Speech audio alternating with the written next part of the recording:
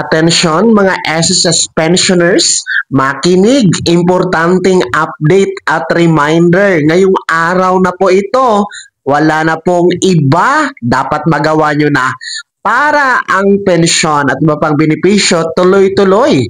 Pag-uusapan natin dito sa video. Hold up.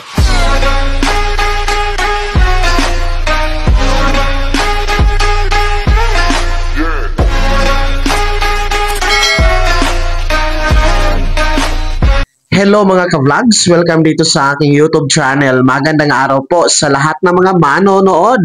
Saan po kayong dako sa mundo? Kumusta mga ka-vlogs? Naku po mga SSS pensioners, ngayong araw na po, araw ng Sabado, May 31, deadline, last day na po para magawa ninyo ito, para benepisyo tuloy-tuloy. Mamaya-maya, pag-uusapan natin. Pero bago ang lahat, kung bago ka pa lang dito sa aking YouTube channel o di kaya hindi ka pa nakasubscribe, abay click nyo muna ang ating subscribe button na nasa baba. Huwag nyo kalimutan na pindutin ang notification bell. Ilagay nyo po sa all para naman updated ka sa lahat ng mga videos na aking i-upload. So, eto na nga po, no, mga SSS pensioners, kayo po ay pinaalalahanan at tinatawagan. Lalong-lalo pa ha, ito ay para sa mga nagdiriwang ng birthday o merong buwan ng kapanganakan itong buwan ng Mayo. No? Ngayon po kasi ay May 31. Magtatapos na tayo sa buwan na ito and bukas June na nga po. Kaya last day po ngayon, deadline po para inyong mag-comply ang inyong Annual Confirmation of Pensioners or SSS AKOP program mga ka-vlogs. So required po talaga kayo mag-comply ng AKOP every birth month ayon sa SSS Circular number 2023-013. Yung merong subject na revised guidelines for annual confirmations of pensioners program mga ka-vlogs. So lahat ng mga merong edad na 80 pataas, 80 years old pataas ha, kayo po ay nire-required mag-comply ng AKOP whether you are retirement pensioners, total disability pensioners, or survivor pensioners, dito ka man sa Pilipinas o nasa abroad.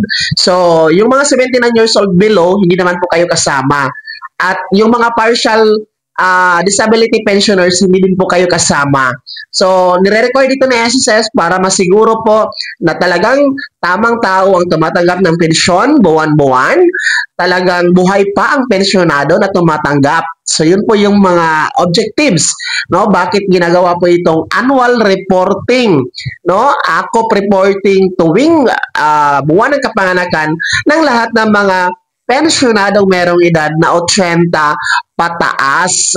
So, meron pa kayong panahon ngayong araw na ito na mag-comply. Pwede kayong tumungo sa pinakamalapit na SSS branch sa inyong lugar. Kahit Sabado ngayon, meron po tayong mga branch ni SSS na bukas.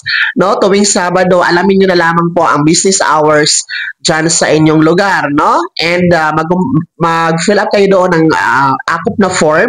Libre lamang yan, walang bayad mga ka-vlogs. Para sa mga nasa abroad, mga OFW, no, pwede kayo mag-comply through video conference. Mag-email kayo kay SSS agad-agad. No? At si SSS naman po ay magre-reply sa inyong email message at isiset po ang schedule ng inyong AKOP compliance through video conference. Tandaan, Philippine Standard Time po ang gagamitin kapag video conference. So, pwede kayo ha, kahit June na po ang schedule kasi May 31 tayo ngayon, at least ngayong araw na ito, nakapag-email kayo kay SSS. And pangatlo, pwede po tayo mag-comply ng AKOP sa mga bangkong dineklara po ng SSS. Nasa screen nyo po ang mga bangkong yan.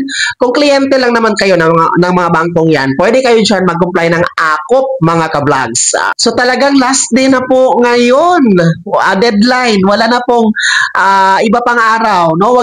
Hindi na pwede bukas kasi June 1 na bukas, no? Kung bukas po kayo mag-AKOP, naku po, baka magtaka kayo, wala kayong pensyon na makukuha at matatanggap, no? Sa mga susunod na buwan. Kaya gawin nyo na ngayong araw na ito ha, mga merong buwan ng kapanganakan ng buwan ng Mayo, no? And 80 years old pataas, please comply your AKOP. Deadline po today para tuloy-tuloy ang pagtanggap ng buwan ng pensyon kay SSS. Hindi ito mapuputol, mga ka-vlogs. Kaya naman mga SSS pensioners na merong buwan ng kapanganakan nitong Mayo, kumusta po? Natapos nyo na ba ang inyong AKOP compliance? Ibahagi nyo po sa comment section na nasa baba. Pakilagip ng buong pangalan at kung taga saan kayo. Bago ako magtapos sa video na to, kung gusto nyo pong sumuporta sa aking YouTube channel, maaari nyo pong i-click ang ating super thanks button na nasa baba. Sa mga gusto mong i-miyembro, pwede po. I-click nyo po ating join button. Maraming perks dyan mga ka-vlogs. Be my member now. Sana'y naging gabay ang video na to kahit paano na pag-uusapan natin ang mga mahahalagang bagay-bagay na may kinalaman sa pagiging miyembro, benepisyaryo at pensyonado sa SSS. Kung hindi ka pa nakasubscribe dito sa aking YouTube channel, maaari nyo nang i-click ang ating subscribe button na nasa baba. Huwag nyo kalimutan na pindutin ang notification bell. Ilagay nyo po sa all para naman updated ka sa lahat ng mga videos na aking i-upload. Maaari nyo din i-like ang video na to at kung meron ka pa mga katanungan, maaari nyo i-comment sa comment section na nasa baba. Paki-follow na din po ang aking official Facebook page na nasa screen nyo. Muli po, ako si Daniel Timpawa na nagsasabing dito sa aking YouTube channel, Pawang Katotohanan at lahat totoo lamang.